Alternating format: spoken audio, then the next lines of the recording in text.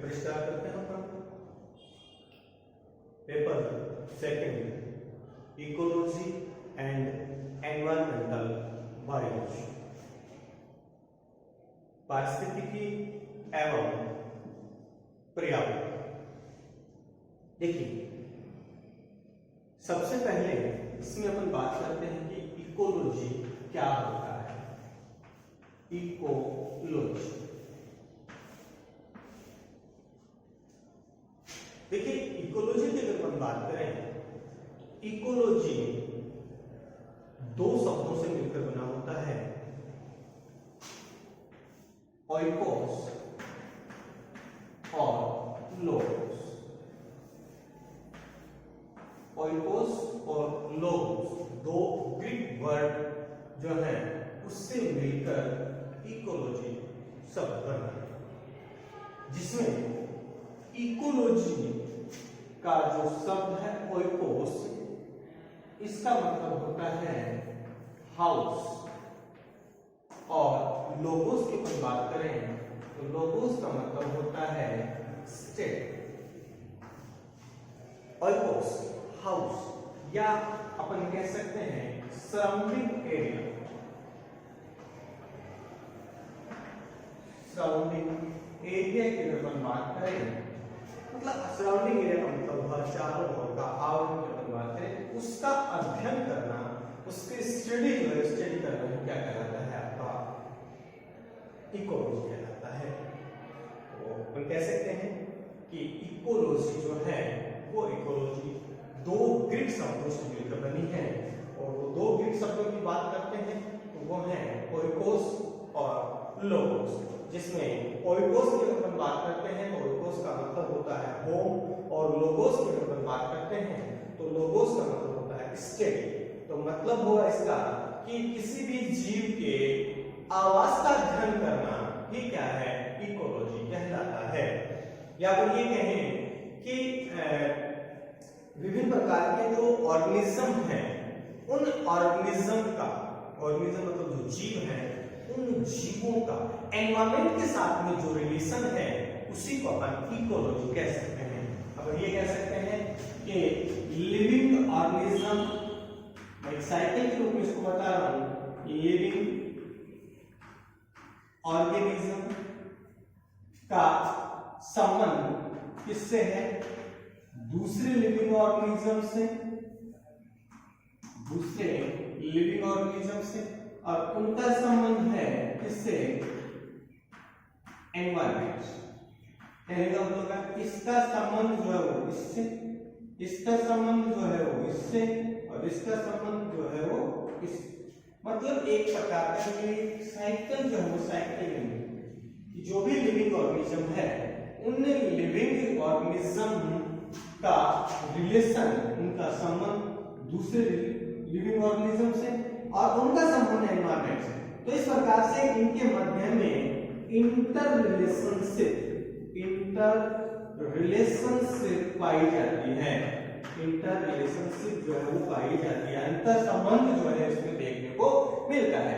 तो इस प्रकार से अपन कह सकते हैं कि विभिन्न प्रकार के, या अपन कहें कि जो जीवित जीव हैं, या अपन कहें कि जो सजीव हैं, उन सजीवों का एनवायरमेंट के साथ में जो संबंध है, जो अंतर संबंध है, जो इंटर रिलेशनशिप है, उसी को अपन कह सकते हैं इकोलॉजी। देखिए इकोलॉजी की अपन बात करते हैं तो वहां पर कुछ टर्म्स जो है वो देखने को मिलते हैं, जैसे एक तो हो गया आपका इकोलॉजी, मैंने बात कर ली यहाँ पर इकोलॉजी। इकोलॉजी के साथ साथ मैं बात करूं यहाँ पर इकोसिस्टम। इकोसिस्टम, इकोलॉजी जो है, इस इकोलॉजी को हिंदी में बोलेंगे पारिस्थितिकी। इकोसिस्टम जो है उस इकोसिस्टम को अपन कह सकते हैं पारिस्थितिकी तंत्र, और एक होता है इकोफिजियोलॉजी। इकोफिजियोलॉजी, तो अपन बात ये करते हैं कि ये तीनों टर्म्स जो है वो क्या है, इकोलॉजी, तीन टर्म मैंने आपको बताया यहाँ पर, इकोलॉजी, इकोसिस्टम एंड इकोफिजियोलॉजी। तो इकोलॉजी का मैंने भी आपको बताया है कि जीवों का एनवायरमेंट के साथ में जो रिलेशनशिप है उसका अध्ययन करना ही क्या कहलाता है, इकोलॉजी कहलाता है कि विभिन्न प्रकार के जो लिविंग ऑर्गेनिज्म है उन लिविंग ऑर्गेनिज्म का एनवायरनमेंट के साथ, पर्यावरण के साथ में जो संबंध है उसकी स्टडी करना इकोलॉजी कहलाता है। दूसरी बात आती है इकोसिस्टम। इकोसिस्टम क्या है? देखिए इकोलॉजी के अंदर एक तंत्र मौजूद है, एक सिस्टम मौजूद होता है जिसको अपन क्या कह सकते हैं, इकोसिस्टम जो है अपन कह सकते हैं। क्या अपन ये कह सकते हैं कि एक प्रकार की इकोलॉजिकल जो कम्युनिटी होती है उसका एक फंक्शन के आधार पर एनवायरनमेंट के साथ में जो रिलेशन होगा उसी को अपन क्या कह सकते हैं, इकोसिस्टम कह सकते हैं। पारिस्थितिकी तंत्र कह सकते हैं, एक ऐसा सिस्टम जिसके अंतर्गत अपन कह सकते हैं कि एक ऐसा सिस्टम जिसके अंतर्गत सजीव जो है उन सजीवों का कार्य के आधार पर पर्यावरण के साथ में रिलेशनशिप देखी जाती है, अंतर संबंध जो है उसकी स्टडी की जाती है, उसको अपन क्या बोलेंगे, इकोसिस्टम कह सकते हैं। तीसरा टर्म की अपन बात करते हैं तो तीसरा टर्म है आपका इकोफिजियोलॉजी। तो देखिए इकोफिजियोलॉजी जो होगा उसका मतलब होगा कि रिलेशनशिप बिटवीन अदर ऑर्गेनिज्म, कोई भी ऑर्गेनिज्म है उन ऑर्गेनिज्म के मध्य में कोई दो प्रकार के जो ऑर्गेनिज्म है जीव है उनके मध्य में इंटर रिलेशनशिप होनी चाहिए। एक प्रकार से हम कह सकते हैं उनके फिजियोलॉजी के आधार पर, उनके एडेप्टेशंस के आधार पर उसको अपन क्या बोल सकते हैं, इकोफिजियोलॉजी जो है उसकी श्रेणी के अंतर्गत अपन उसको रख सकते हैं। ठीक है, तो अपन बात ये की है कि यहाँ पर कि मैं जो इंट्रोडक्शन की अपन बात कर रहे हैं कि इकोलॉजी शब्द जो है वो दो Greek word oikos and logos से मिलकर बना हुआ है, जिसमें ओइकोस जो है उस ओइकोस शब्द का अर्थ होगा हाउस या अपन कह सकते हैं सराउंडिंग एरिया वहां का, और लोगोस जो है उस लोगोस का मतलब होता है वहां पर स्टेट। ओके, अब अपन आगे बात करते हैं कि जो इकोलॉजी शब्द है उसका प्रयोग जो है वो सबसे पहले किस साइंटिस्ट ने किया था। तो देखिए इकोलॉजी शब्द जो है उस इकोलॉजी शब्द का सबसे पहले प्रयोग किया था अर्नेस्ट हैक्टल नामक एक वैज्ञानिक थे। उन अर्नेस्ट हैक्टल नामक वैज्ञानिक ने 1969 में इकोलॉजी टर्म जो है उसका यूज, 1869 जो है उस 1869 के अंदर इकोलॉजी शब्द का प्रयोग किया था। तो अपन कह सकते हैं कि इकोलॉजी शब्द का प्रयोग सर्वप्रथम अर्नेस्ट हैक्टल नामक जो वैज्ञानिक थे उन अर्नेस्ट हैक्टल नामक वैज्ञानिक ने किया था। अगर मैं बात करें फादर ऑफ इकोलॉजी की, अगर मैं बात करूं तो मैं कह सकता हूं father of ecology, father of ecology. तो फादर ऑफ इकोलॉजी जो है वो है ऑर्डर, पी ऑर्डर। ठीक है, तो पूरा नाम की अपन बात करें तो अपन कह सकते हैं युगल, EUGEN युगल पी ऑर्डर, युगल पी ऑर्डर, या आप डायरेक्ट बोल सकते हो आप इसको कि पी ऑर्डर नामक जो वैज्ञानिक थे वो पी ऑर्डर नामक वैज्ञानिक को फादर ऑफ इकोलॉजी कहा जाता है। अगर बात कई जगह तो आपको यह भी मिलेगा कि फादर ऑफ मॉडर्न इकोलॉजी, तो फादर ऑफ मॉडर्न इकोलॉजी आपका पी ऑर्डर। आगे हम बात करते हैं कि फादर ऑफ इंडियन इकोलॉजी, कई जगह पर आपको लिखा जाता है कि father of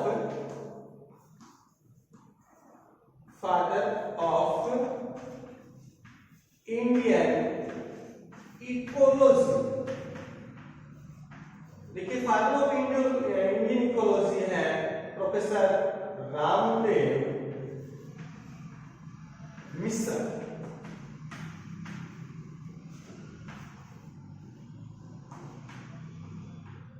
professor Ramdev Mishra जो है, प्रोफेसर रामदेव मिश्रा को फादर ऑफ इंडियन इकोलॉजी कहा जाता है। Father of Indian ecology, father of Indian ecology है प्रोफेसर रामदेव मिश्रा। ठीक है, नेक्स्ट अपन आगे बात करते हैं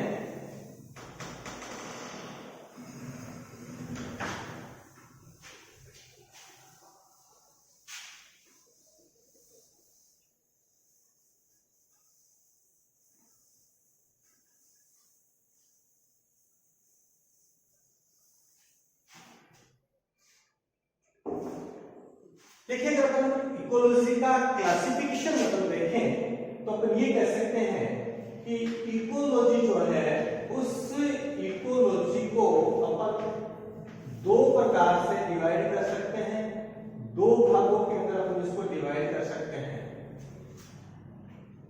या अपन ये कहें कि दो भागों में इसको वर्गीकृत जो है वो अपन कर सकते हैं।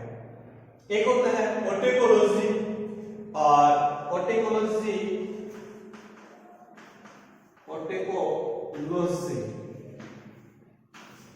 देखिए ऑटेकोलॉजी की अगर अपन बात करते हैं तो ऑटेकोलॉजी जो है उसको अपन हिंदी में कह सकते हैं एक प्रकार से सब पारिस्थितिकी, और दूसरा जो होगा वो होगा सिनेकोलॉजी। और सिनेकोलॉजी जो है वो सिनेकोलॉजी को अपन हिंदी में कहेंगे सब पारिस्थितिकी। इकोलॉजी को अपन दो भागों में डिवाइड कर सकते हैं, दो भागों में इसको वर्गीकृत कर सकते हैं। एक होता है ऑटेकोलॉजी और दूसरा होता है सिनेकोलॉजी। अब बात यह आती है कि ऑटेकोलॉजी क्या है और सिनेकोलॉजी क्या होता है। तो देखिए जहां पर हम ऑटेकोलॉजी की अपन बात करें, मैं कह रहा हूं आपको सब पारिस्थितिकी, तो अपन कह सकते हैं कि the study of individual organism और इंडिविजुअल स्पीसीज। मैं इसके बारे में कह सकता हूं कि the study of individual, the study of individual organism या individual species, that is called autecology. कि एक पर्टिकुलर अगर हम ऑर्गेनिज्म की बात करें या एक पर्टिकुलर ऑर्गेनिज्म की स्पीसीज की अगर हम बात करें तो उसको अपन कह सकते हैं ऑटेकोलॉजी। अपन कह सकते हैं कि एक ही सजीव के की स्टडी करना, एक ही सजीव की स्टडी करना कि वो कहां पर रहता है, किस स्थान से इस पर उसने निवास स्थान बनाया अपना, किस प्रकार का उनका भोजन है, उसका किस प्रकार से रिलेशन है एनवायरमेंट के साथ में, तो उसको अपन बोल सकते हैं ऑटेकोलॉजी। ठीक है, तो ऑटेकोलॉजी का मतलब हुआ कि the study of individual organism और इंडिविजुअल स्पीसीज, कि किसी भी इंडिविजुअल ऑर्गेनिज्म या इंडिविजुअल स्पीसीज स्टडी करना, अध्ययन करना, ये क्या कहलाता है, ऑटेकोलॉजी कहलाता है। ऑटेकोलॉजी होता है उसको पॉपुलेशन इकोलॉजी भी कहा जाता है। मैं कह सकता हूं it is also known as population ecology. It is also known age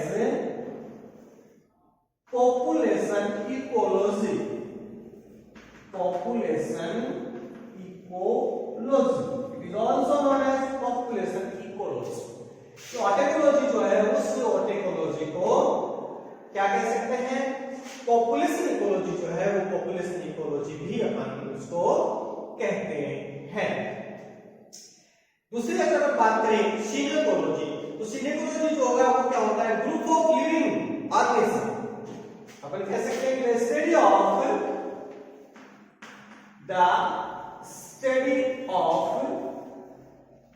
group of living organism,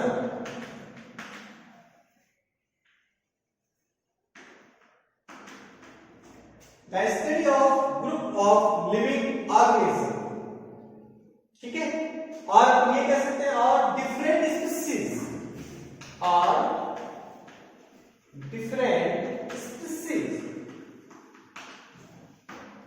the study of group of living organism और डिफरेंट स्पीसीज, ये अलग अलग स्पीसीज जो है उनका अध्ययन करना या एक लिविंग ऑर्गेनिज्म के ग्रुप का अध्ययन करना ही क्या कहलाता है, सिनेकोलॉजी जो है वो कहलाता है। सिनेकोलॉजी जो है उसको अपन कम्युनिटी इकोलॉजी भी अपन कह सकते हैं। तो मैं कह सकता हूं कि it is also known as community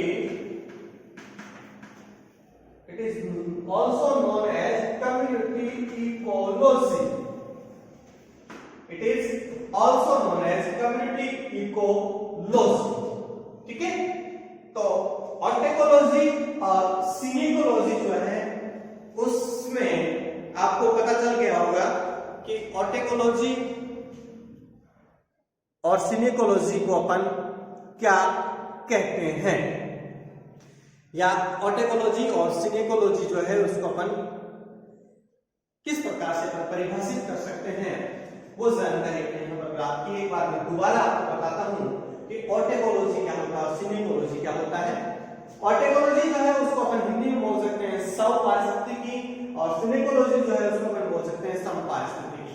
ठीक है, ऑर्टेकोलॉजी जो है उसका मतलब हुआ है कि the study of individual organism और इंडिविजुअल स्पीशीज, कि किसी भी एक इंडिविजुअल पर्टिकुलर किसी भी ऑर्गेनिज्म की स्टडी की जाए, ठीक है, या किसी भी पर्टिकुलर एक स्पीशीज की स्टडी की जाए, तो उसको अपन क्या कह सकते हैं, उसको अपन कहेंगे ऑर्टेकोलॉजी या स्वपारिस्थितिकी, या उसको अपन पॉपुलेशन इकोलॉजी जो है वो भी अपन इसको कह सकते हैं।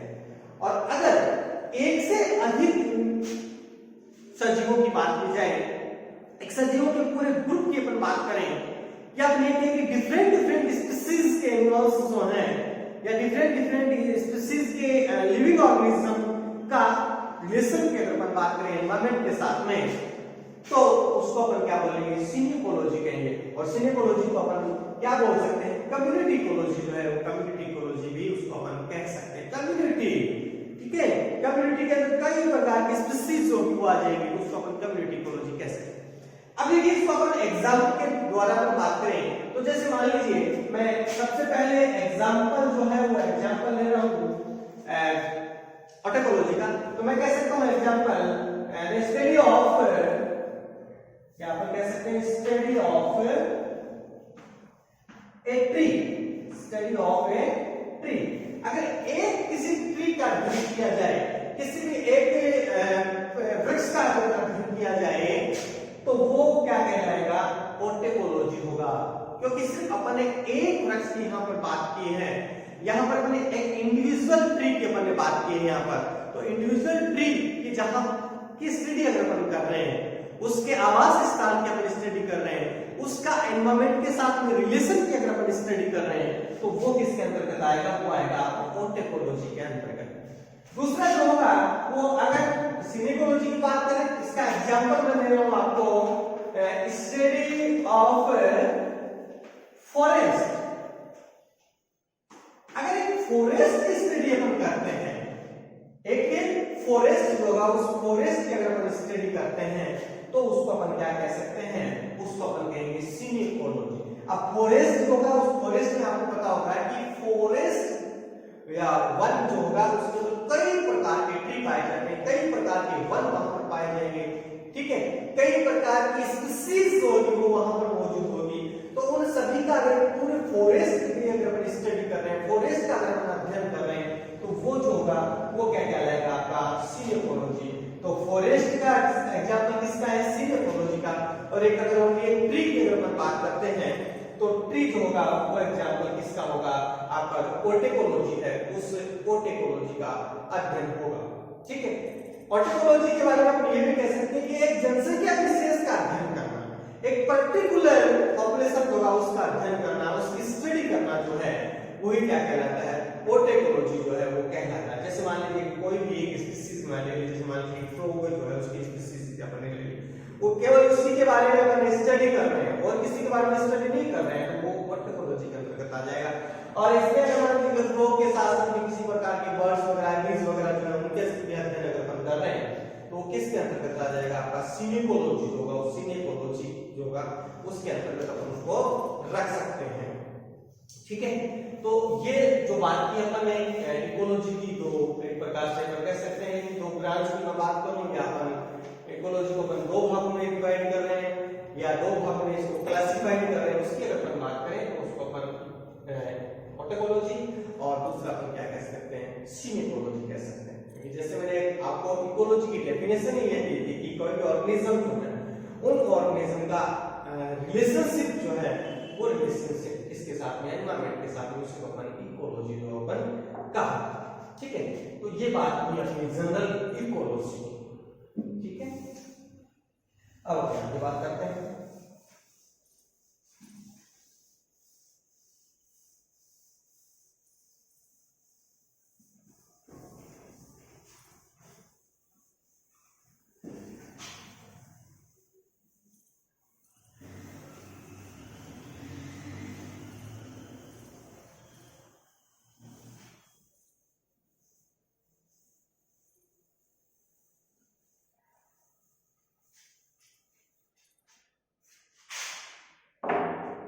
नेक्स्ट मैं बात करता हूं इसी के अंतर्गत एनवायरमेंटल फैक्टर,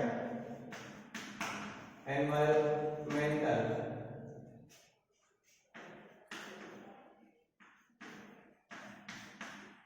फैक्टर, पर्यावरणीय कारक। देखिए सबसे पहले तो हम बात करते हैं कि एनवायरमेंटल फैक्टर क्या होते हैं। तो वे फैक्टर जो एनवायरमेंट को प्रभावित करते हैं वो क्या कहलाते हैं, एनवायरमेंटल फैक्टर्स कहलाते हैं। ऐसे कारक, ऐसे फैक्टर्स जो एनवायरमेंट को प्रभावित करते हैं, वो किसी भी रूप में प्रभावित कर सकते हैं उसको। तो एनवायरमेंट को प्रभावित करने वाले कारक होंगे उनको एनवायरमेंटल फैक्टर कहते हैं। और ये दो प्रकार के हैं। अगर मैं बात करूं एनवायरमेंटल फैक्टर की, तो ये एनवायरमेंटल फैक्टर्स जो हैं दो प्रकार के होते हैं। एक को होते हैं एबायोटिक फैक्टर, एक होते हैं अजैविक कारक और दूसरे होते हैं biotic factor.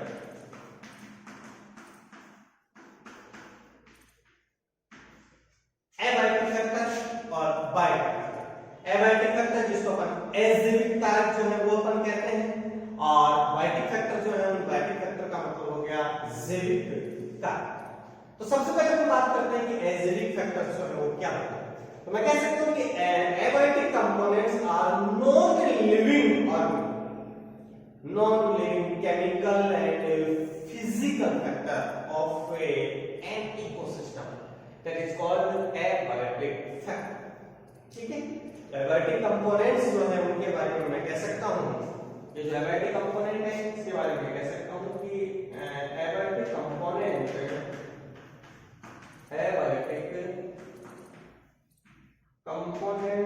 are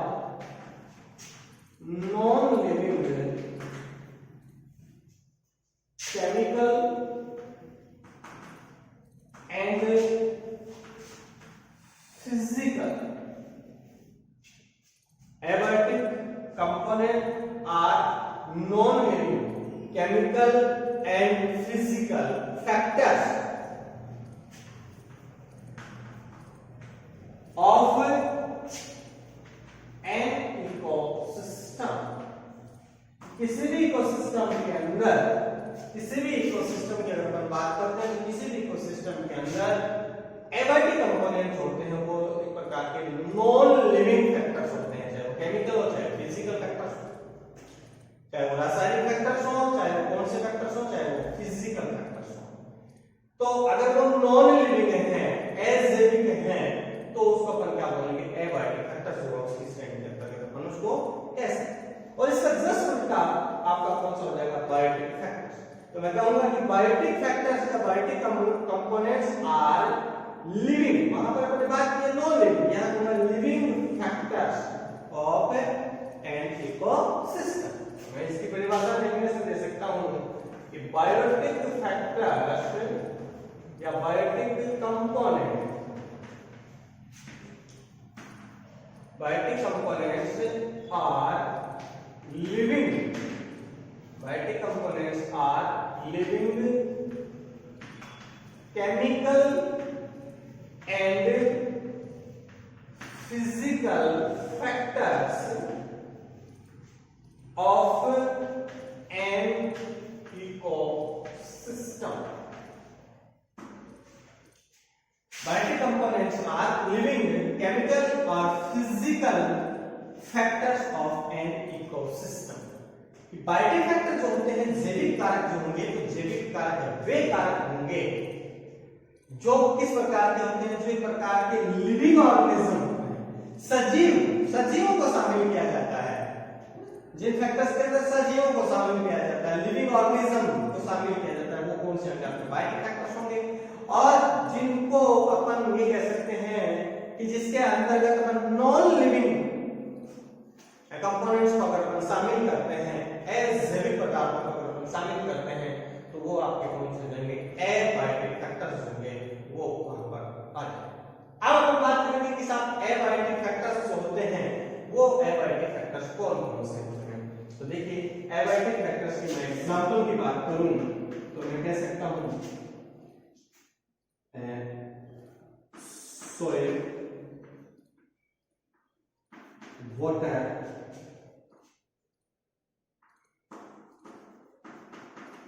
sunlight, moisture, temperature,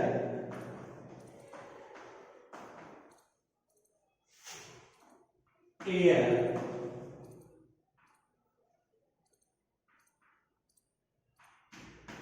pH,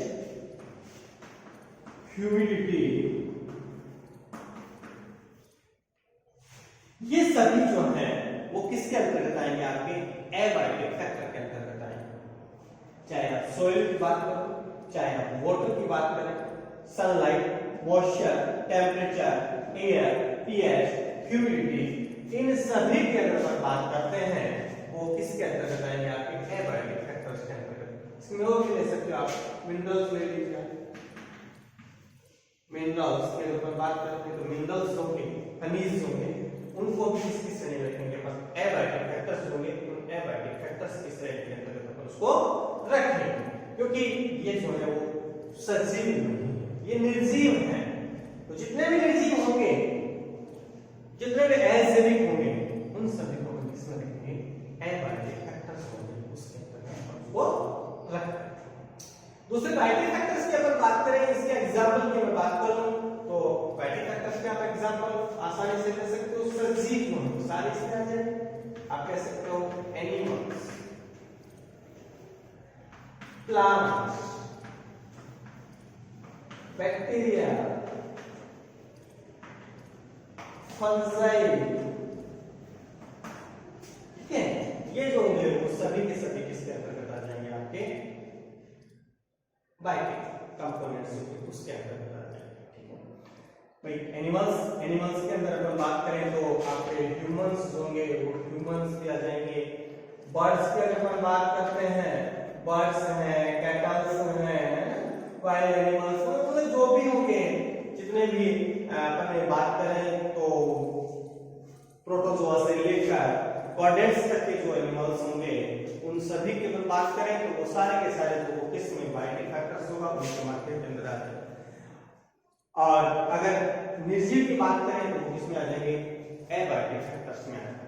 तो ये अपने बायोटिक फैक्टर्स और एबायोटिक फैक्टर्स की अपने बात की है कि बायोटिक फैक्टर्स जो होते हैं वो बायोटिक फैक्टर्स वे होते हैं जो लिविंग ऑर्गेनिज्म से मिलकर बने होते हैं, कि जो भी जीव हैं उन जीवों की अगर अपन बात करते हैं तो उन जीवों को सभी को अपन किस श्रेणी में रखेंगे, अपन अपने जो बायोटिक जो कंपोनेंट हैं उसके अंतर्गत अपन उसको रखेंगे।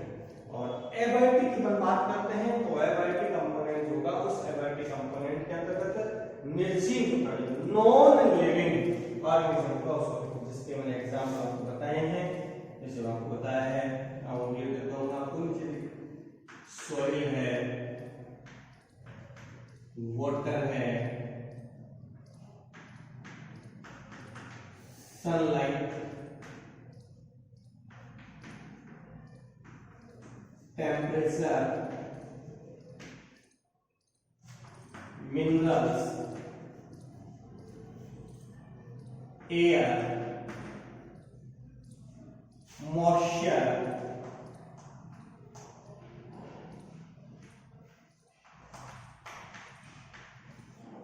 ह्यूमिडिटी,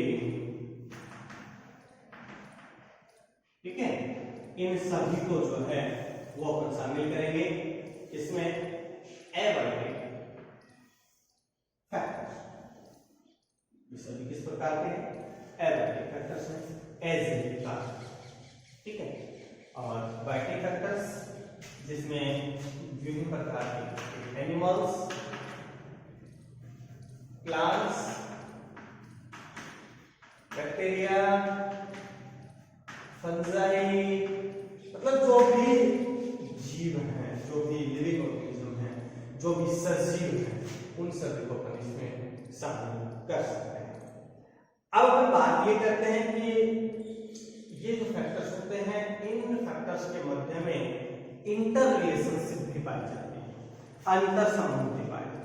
देखिए इस एनवायरमेंट के अंदर जितने भी जीव जो हैं वो उपस्थित हैं, जितने भी जीव यहाँ पर सजीव की अपन बात करते हैं, उनके मध्य में आपस में इंटर रिलेशनशिप होता है।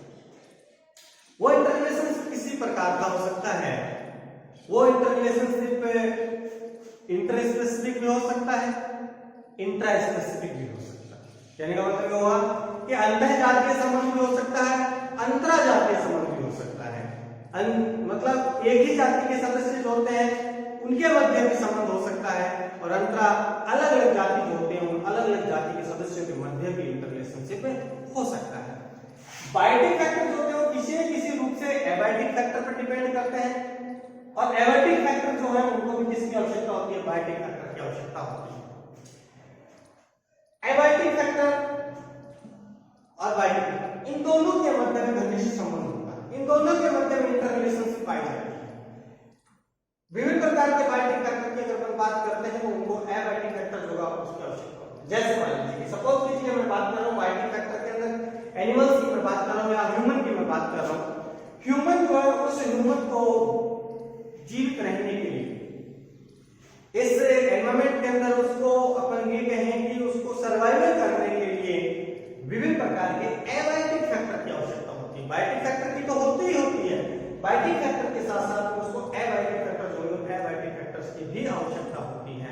जैसे बात करें वाटर, जल ही जीवन, वाटर की अगर बात करें तो किसी भी जीव की बात करो, किसी भी लिविंग ऑर्गेनिज्म की बात अपन करें तो उसको जीवित रहने के लिए सबसे इंपॉर्टेंट चीज जो है वो अगर है वो है वाटर, उसको जल की आवश्यकता है। ठीक है, तो इसलिए जल के लिए वो आश्रित है किसके ऊपर, एबायोटिक फैक्टर्स के ऊपर। अगर मान लीजिए उसको वहां पर वाटर नहीं मिलता है तो उसका जो अपन ये कह सकते हैं कि वो उसका वहां पर रहना जो होगा वो बहुत ही क्या हो सकता है, मुश्किल हो सकता है, वो वहां पर जीवित नहीं रह सकता। एयर की अगर बात कर ले, वायु, वायु की आवश्यकता होती है उसको। गैसों की अगर अपन बात करते हैं ऑक्सीजन, कार्बन डाइऑक्साइड की अपन बात करें, आवश्यकता होती है उसको। वायु की आवश्यकता होती है उसको, हवा की आवश्यकता होती है उसको जीवित रहने के लिए। सनलाइट की उसको आवश्यकता होती है। टेम्परेचर की अगर अपन बात करें, टेम्परेचर की आवश्यकता होती है, तापमान की उसकी आवश्यकता होती है। तो सनलाइट होगा उसके लिए अपन जो सन है, सूर्य है, सूर्य के ऊपर अपन डिपेंडेंट रहते हैं।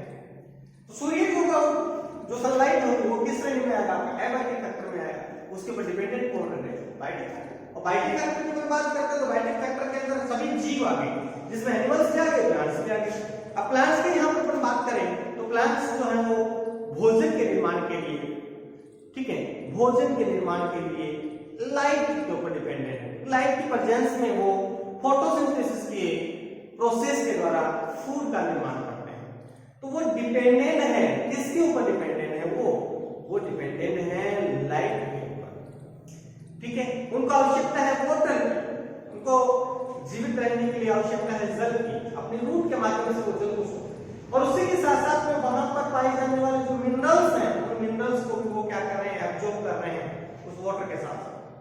तो वो मिनरल्स होंगे वो भी उसके डेवलपमेंट के लिए, ग्रोथ और डेवलपमेंट दोनों, ग्रोथ और डेवलपमेंट के लिए क्या होते हैं, आवश्यक होते हैं।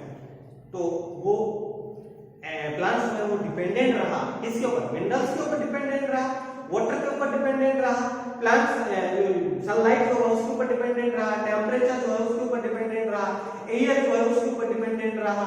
ठीक है, साथ ही मॉइस्चर, नमी, उसके ऊपर वो ह्यूमिडिटी वगैरह की बात करें, मॉइस्चर की बात करें तो आर्द्रता जो है उसके ऊपर वो क्या हुआ, डिपेंडेंट रहेगा। थोड़ी सी आर्द्रता उसको मिल रही है, ह्यूमिडिटी वगैरह मिल रही है, नमी मिल रही है, तो वो आसानी से क्या कर लेता है, वहां पर ग्रोथ जरूर कर लेता है। ठीक है, तो ये सारे के सारे जो है वो एबायोटिक फैक्टर किसी न किसी रूप में बायोटिक फैक्टर्स होते हैं, उन बायोटिक फैक्टर्स के लिए आवश्यक होता है।